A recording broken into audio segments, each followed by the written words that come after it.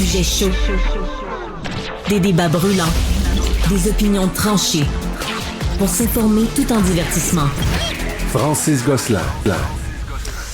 Bonjour et bienvenue dans ce nouvel épisode, nouvelle journée, de nouvelles actualités fascinantes. Je me tourne, comme je le fais rarement dans cette introduction à l'émission d'aujourd'hui, vers nos amis les Américains pour vous parler un peu de Kamala Harris. Vous en avez peut-être un peu marre, moi non, c'est un sujet qui me fascine. Très intéressant, évidemment. Bon, je vous parle de Kamala, mais avant d'y arriver, je vous parle un petit peu de J.D. Vance, le colistier de Donald Trump. Il aurait admis devant des donateurs, là, en donnant une conférence, qu'il avait considéré que la campagne de M. Trump et de M. Vance avait considéré que l'arrivée de Mme Harris dans le portrait était un sale coup, en anglais un sucker punch, qui était totalement inattendu et qui aurait pris la campagne républicaine un peu de court. On misait sur l'entêtement de M. Biden qui, croyait-on, là, allait vraiment s'entêter jusqu'à la toute fin. Et donc, ce serait essentiellement une victoire facile. Donc, que nenni, hein, comme on dit. C'est intéressant aussi pour moi qu'une affirmation comme celle-là, hein, la campagne républicaine est souvent un peu dans le déni, là, on est les meilleurs, on va gagner, etc. C'est un peu la première fois qu'il y a une forme d'humilité politique, stratégique qui est énoncée et par le colistier, là, et non des moindres. Généralement, on a plutôt tendance à démoniser, à voir, c'est ridicule, ils vont perdre à plat de couture. Là, c'est vraiment pas le cas. Ça les a déstabilisés. Dixit J.D. Vance. À propos, M. Vance, quand même, il démultiplie les bourdes là, depuis sa nomination. Il y a eu l'histoire là, des childless cat ladies. Ils sont pas catless puisqu'ils ont des chats, mais pas d'enfants. Donc, évidemment, fait beaucoup réagir, surtout certaines femmes, là, mais évidemment, la société civile dans son ensemble.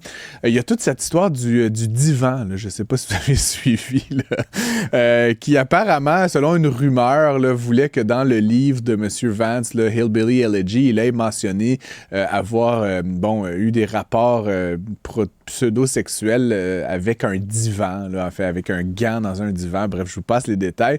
Après vérification des faits, ce n'est pas dans le livre, mais donc il y a, je pense que c'est Reuters là, qui a un peu joué autour de ça de manière très malhabile, mais bref, il y a plein de mèmes sur Internet qui montrent des photos de divans là, et qui posent des questions un peu suggestives, un peu étranges.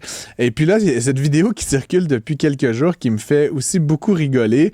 Vidéo où M. Vance semble être dans l'arrière-scène d'une convention ou d'un rassemblement républicain et il montre cette espèce de vieille table qui a l'air de sortir, tout droit sorti d'un marché aux puces dans lequel il y a du Mountain Dew diète puis des barres Snickers et il nous fait valoir que c'est ça, la campagne républicaine est une campagne simple, accessible, on ne sait trop quoi.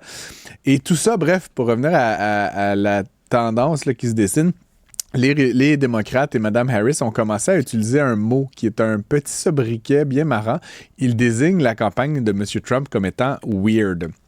Étrange peut-être ou anormal même d'une certaine façon. Et là, plus ça va, on dirait, la campagne républicaine cherche à normaliser, à montrer qu'ils ne sont pas weird et ce faisant démultiplier les bourdes.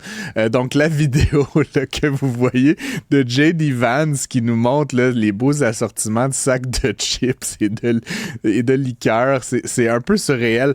Tout ça pour dire, c'est un univers évidemment hautement politique, les enjeux sont majeurs, mais moi, ce qui m'amuse énormément, c'est de suivre tout cela du point de vue de l'Internet et des vidéos qui circulent de manière virale. Voilà, merci d'être à l'émission. À tout de suite.